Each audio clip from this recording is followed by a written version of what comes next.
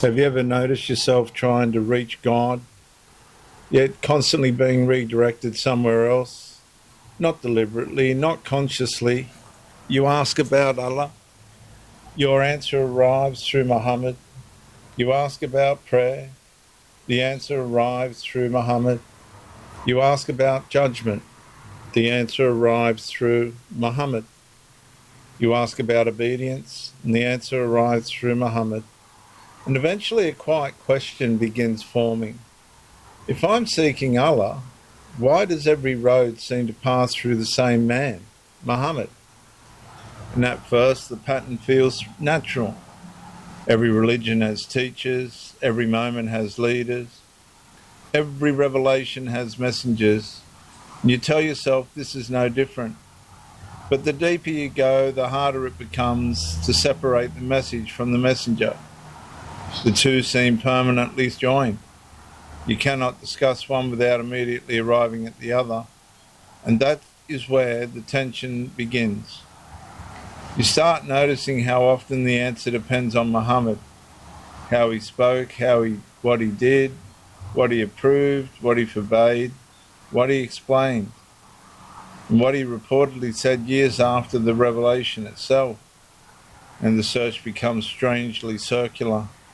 You begin with Allah, you arrive at Muhammad, you return to Allah through Muhammad, then back to Muhammad again, and the pattern repeats, not occasionally, constantly.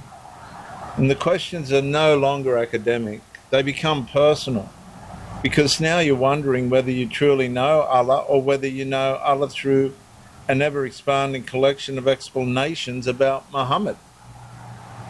And that thought unsettles you. Not because it feels rebellious, because it feels honest. You wanted clarity, instead you found dependency. And the more important Allah becomes, the more essential Muhammad appears. And the more essential Muhammad appears, the more questions emerge around his role. You keep these thoughts private, and most people never hear them. You still attend, still participate, still appear certain, but underneath the surface, another question keeps growing. Why does access seem to require mediation? Why does understanding seem to require interpretation? Why does revelation seem inseparable from one human life? And why does every answer lead back to the same place? And then the deeper recognition arrives. The issue is no longer whether Muhammad delivered the message. The issue is whether the message can be understood without him. And once that question appears, it changes the entire search. Because now you're no longer examining a prophet. You're examining the gate through which everything else must pass.